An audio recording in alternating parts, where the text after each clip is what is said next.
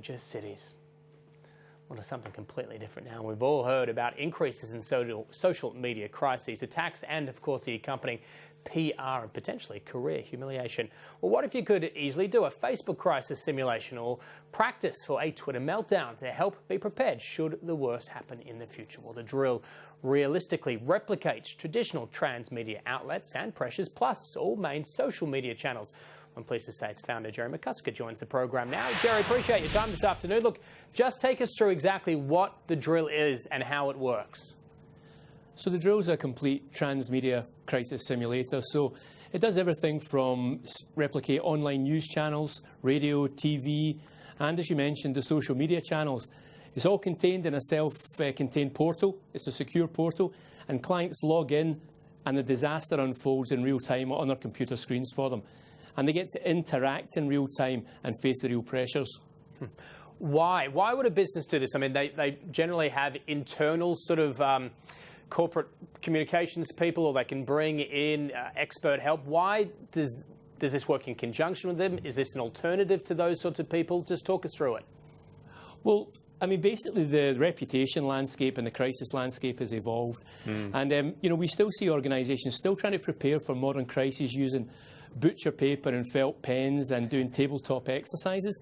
But crises don't happen that way anymore. They happen online. They happen in real interactive silos, social media, and they happen with digitised content. So this is the first time you've been able to pull all of these assets together and actually have your staff, you know, the existing corporate comms people, respond to this stuff in real time. So look, you actually can't prepare for a crisis, or you know, put it this way, you can't prepare for a footy final by reading a book about it. You've actually got to play the game, and this allows you to play the game in real time. And there's the pressures, the anxiety, the stress. I mean, we hope that we can give clients the worst day of their professional life, and that's what we're really trying to do. And I mean, do you get the sense from those that you talk to that there is an awareness of perhaps a lack of understanding because of a lack of experience in dealing with these new, particularly social media-led, you know, crises?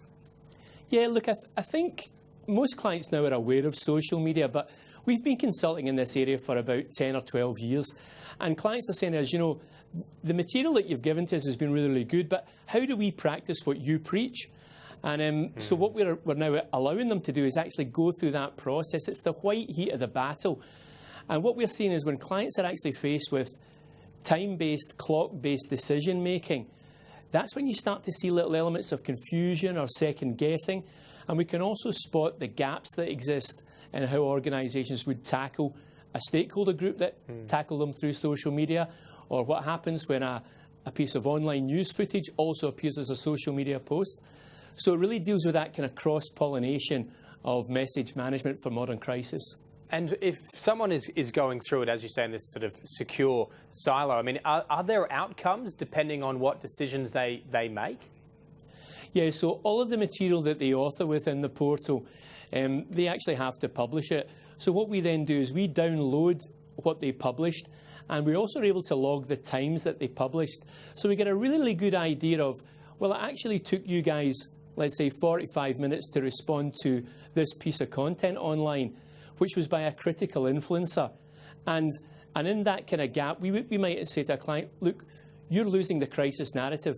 You're losing crisis relevance because nobody's listening to what you do because you're taking too long to stay part of that conversation in a crisis. So definitely the stuff that the clients upload to the portal, we can then analyse that and give high quality feedback to show what gaps do they need to fill, what deficiencies have we spotted, and how can they really tighten up the way that they would respond in order to better meet the needs of their stakeholders in any given situation. Yeah, it makes a lot of sense. Jerry McCusker, appreciate your time this afternoon. Thank you. Very much appreciate it. Thanks. The drill there. Look, we need to leave because that is all we have time for in this week's edition of Business IQ. Thanks for watching.